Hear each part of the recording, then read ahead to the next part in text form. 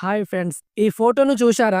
ఇదేంటి అందరూ class room లో ఉన్న పిల్లలు ఒకేసారి వాటర్ తాగుతున్నారేంటని ఆలోచిస్తున్నారా? ఇది ఎక్కడో కాదు, కేరళ రాష్ట్రంలోనే. ఎందుకంటే రోజుకు కనీసం 8 గ్లాసుల నీరు తాగాలని వైద్యులు సూచిస్తూ ఉంటారు. కానీ మనం దాన్ని నిర్లక్ష్యం చేస్తూ ఉంటాం. మరి పిల్లల విషయానికి వస్తే వారు కూడా అంతే.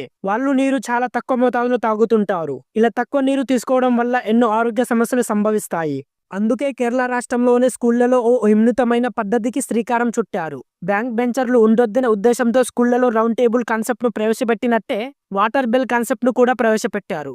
ఇంతకీ వాటర్ బెల్ కాన్సెప్ట్ ఏంటని ఆలోచిస్తున్నారా? అక్కడ పాఠశాలలో లంచ్ బెల్ ఉన్నట్లే వాటర్ బెల్ కూడా ఉంటుంది. దీనిని రోజుకు 3 సార్లు మోగిస్తారు. ఈ బెల్ మోగినప్పుడు విద్యార్థులు తమ బాటిళ్లను బయటికి తీసి నీరు తాగాల్సి ఉంటుంది.